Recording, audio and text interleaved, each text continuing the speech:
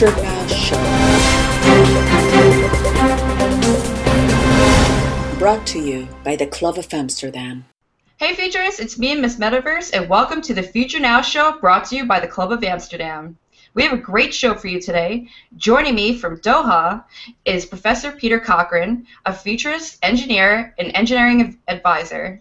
And we have Andreas Walker joining us from Basel, Switzerland. Andreas is an expert in strategic foresight and the president of swissfuture. Hello, Andreas. How are you today? Thanks, fine. Hello, everybody.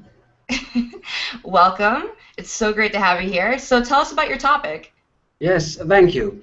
I will not speak about science fiction. I will not speak about early warning or horizon scanning. I'm just focusing on the issue we already see today. But we still do not take it serious. We know it since years, but we are blocking it out of our mind. I'm speaking about longevity, about the situation that we have a rapidly growing imbalance between young people and old people. It's an issue we see in a lot of European countries. I just take Switzerland, my nation, as a case. What is the actual situation we have in Switzerland? The share of kids and juniors who are younger than 20 years is declining from 40% in the population in 19 to less than 20% just now. And the share of older people, of seniors, being older than 64 years, is rapidly growing from 6% in 19 to 18% today. So the youth quota is only the half, and the senior quota is the triple within 100 years. So especially the share of older people being older than 80 years, is growing again and again. So more than 60% of our population is becoming older than 80 years. And the life expectancy is rising up to 90 years. But now even what is the direction we are going in the demographic development in Switzerland? In a few years, in 2020, we will have more senior people in Switzerland as junior people. In 2060, we will have 1/3 of the whole population being older than 64 years. And the ratio of the very old people being older than 80 years is growing and growing. So in 26, we will have 2 persons being engaged in the employment per 1 person who is older than 64 years with a legal right of receiving a financial pension. So this is a topic we know since years, but we are not taking it serious in the media discussion and in the politics discussion. Actually, in the discussion, we are talking always about money, about social insurance, about pension funds, or we are talking about nursing and care people. We do not have enough Swiss people, so we want to find nurses from Poland or from Asia. We are talking about customers. We are talking about all these issues. But there are a lot of challenges we have to focus, especially as future scientists. For example, we have a traditional life cycle of 15 years of childhood, 50 years of working life, and 5 years of the evening of the life. But in reality, that's a myth. In the reality, now we have a period of 30 years of being a student, 30 years of working, 25 years of evening of life, and only 5 years of really being old. So we need to have a new definition of the life cycle. On the other side, we see that a social generation who is becoming older and older is very risk-averse. We have no idea what this means for us, what this means for a society, when everybody of this old generation wants to focus on the present time because they want to focus on their pension funds and nobody is investing in the future. Or we see that we just have to start to develop the public outside space. We have to upgrade the public transport. We have to upgrade places like shopping centers or railway stations or leisure parks for our old people because they are third part of the society. This will take a huge amount of public money to upgrade our public space and at the end a very difficult topic we are regarding now is what is the meaning of life if we are becoming so old? And we see that exit, the association of self-determined dying and assisted suicide for people in Switzerland is becoming more and more attractive because there are a lot of people who do not want to become so old, especially because they are afraid of dementia and of Parkinson. So we see we already have the future now. We have this challenging situation of this new balance in demography, but we see at the moment we are talking about money. What we need is a new culture of living together as generations. That is awesome. I love it. It's so true. You're spot on. I mean, it seems to be that we're always talking about just either being medical or all these different topics, but how are we going to change as a culture? And it's so true. Peter, how do you feel about this? Well, somebody that's in his 70th year, I represent that growing old group. And the difference is that mentally I'm only 9 years old. So I'm still climbing trees with a chainsaw. I'm still doing nearly 60 miles on my bicycle. And I'm still investing and I'm still working full time. When you look across Europe, you find some of the nations where people expect to get a pension at 50 years old. And roughly speaking, it spans the range of about 50 to 65 years old. That's going to go. There are several things that are starting to happen. And I think a lot of what has been said is absolutely spot on. The physical problems are actually being fixed gradually with replacement parts that are either grown using stem cell technology or are being printed. And so elbows, hips, knees are regularly replaced and people are able to move around and do things. The biggest risk factor is the failure of the brain, either slowly or abruptly. Those poor souls who have a stroke or dementia, who require an immense amount of care. We have great difficulties. The way the Japanese are taking this is to create a robot army. That's what all their robotic programs are about, creating an army of robots to look after old people. And the race is on. The reality is we do not have a 100% solution. But here's another threat and another big opportunity. There is a lot of alarm in the media about artificial intelligence and robots removing human beings from the workplace. Indeed, the only reason that we employ human beings anywhere is because they're cheaper than robots. Once the robots or AI moves in, it's goodbye human being. However, at the same time, we are short of good teachers. We are short of data analysts. We're short of technologists. They're there, but they're retired. And once you get past about 60 years old, in fact, in most nations, once you get past about 50 years old, it's hard to get employed. And the only reason that I am employed is I'm running my own company. So I think there is an opportunity for what I would call sunset industries.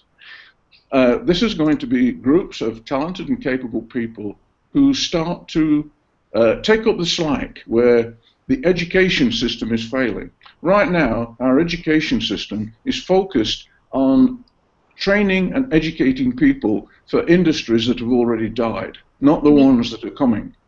Worldwide education?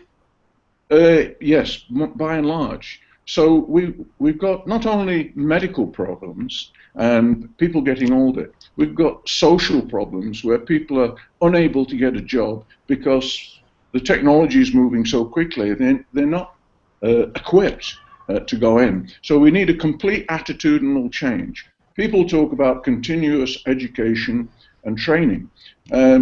One of the things that has happened to a lot of people is they've stayed in one job, they've stagnated, they've retired, and now they're in a slow, steady, declining state.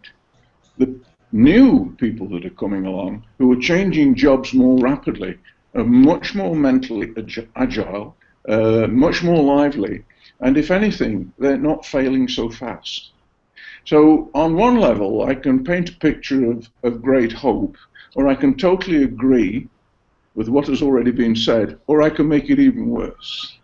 It really is up to us. The actual problem is we're not very good at synchronizing technology change with societal need and people change. There's always a lag. So we've got something right now of a gotcha situation where all of these things are coming together in one cataclysm, and it looks quite bad.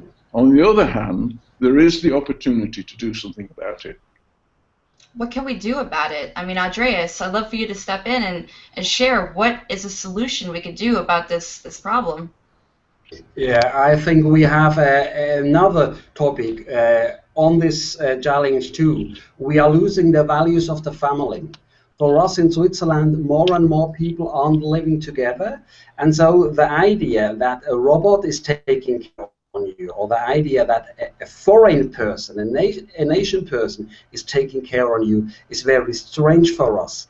When we are is really doing the care job in Switzerland, then we see nowadays it's the 70-year-old daughters taking care for their 90-year-old moms. So we think, and you see now we are in the middle of an ethical and moral situation. We are even in the middle of a religious situation. What is meaning of life? What is meaning of being old? Who has to stay together? Is it artificial intelligence who will help us? Is it robotics who will help us? Or is it the meaning of the human life of building relationships? But we aren't there yet in Switzerland. We are a nation of bankers and of insurance companies, so we are focusing on money topics, but we don't think that there will be an issue.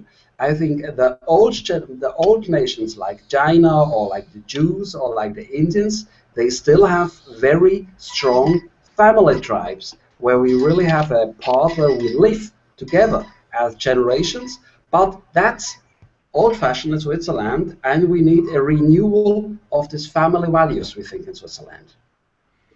Right, right. And Peter, how do you feel about this? How do we solve these problems? How do we get people to, I guess, help just find ways to, I guess, transition through this? Well, right now, there are a number of countries, and I think United States and the UK are probably ahead of the game in as much as we have got more single-parent families, we've got more people working on their own, we've got more problems with isolation and loneliness, and that is not being helped by a lot of modern architecture, the way we file people away in huge Weetabix boxes of buildings. And the old countries, it's absolutely right, they still live as a family. We have, my children are split up and they're all over the place. It's a day's journey to go and visit them. And so they can't just call around to see if I'm okay.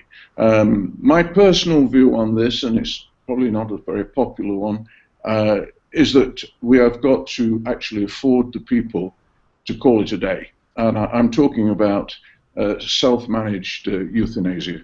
I'm talking about getting to the point where you think, I'm alive, they're keeping me alive, but you know what?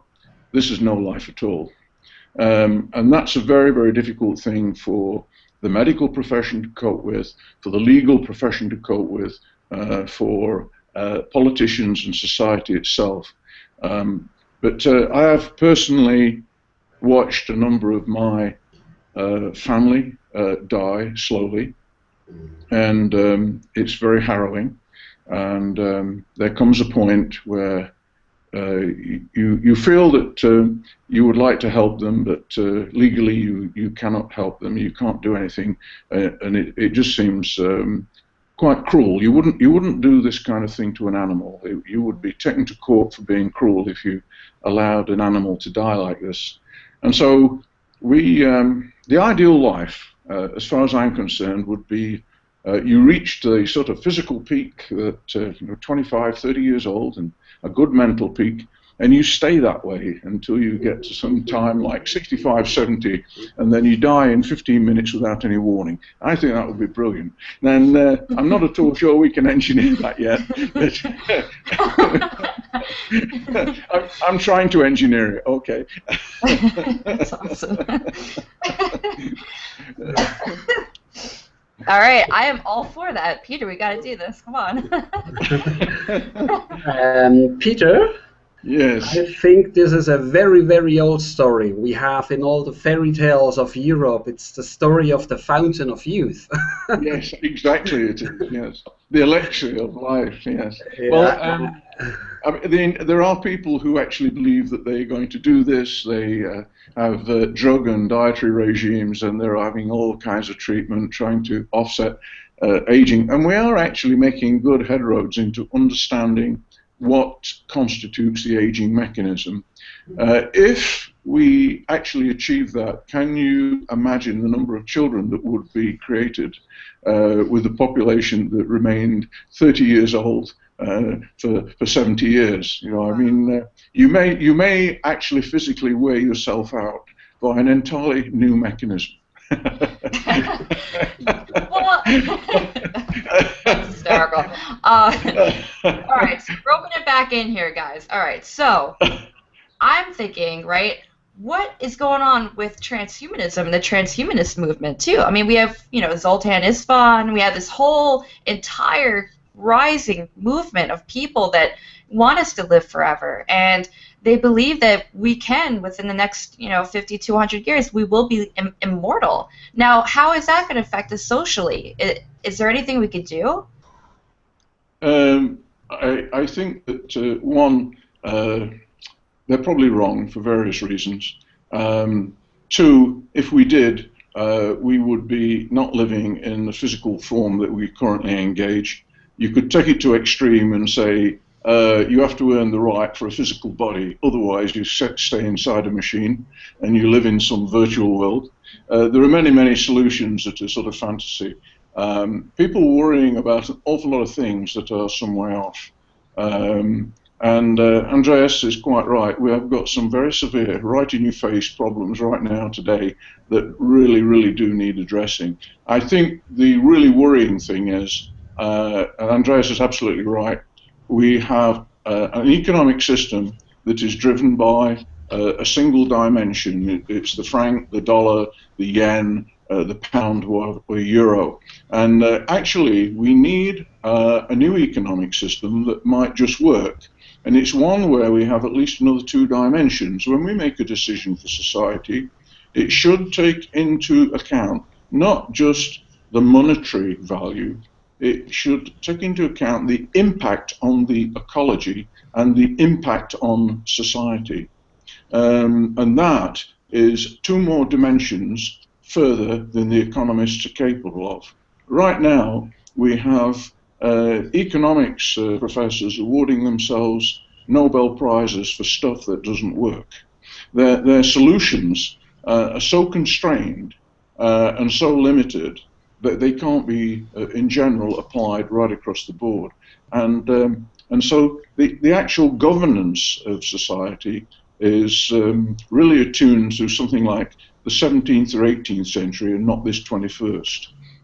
And even the legal system and the way we govern ourselves as societies is focused on a time that's gone by. You know, it used to be the case, especially if I think back when I was a child, people were born, they lived, and they were either killed in an industrial accident or they died abruptly. Then medicine got very good, and without it I wouldn't have been here because antibiotics arrived, and people were ill, and they had antibiotics, and they actually started to die in a sort of series of steps where they were physically damaged each time and they went downhill gradually, but their lives were extended. Now we've gone beyond that, and we're now seeing partial organ failure, some form of replacement, life extension, and the this very, very slow decline is now taking up something like 20 to 30% of their life.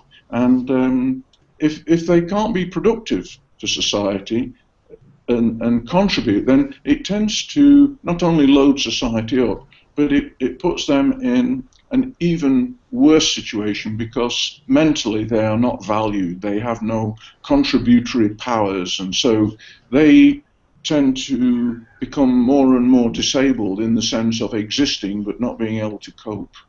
And I think it's one of those examples of a very, very complex situation that we're trying to cure with simple thinking, and it isn't going to work. Right. Thank you so much for sharing that.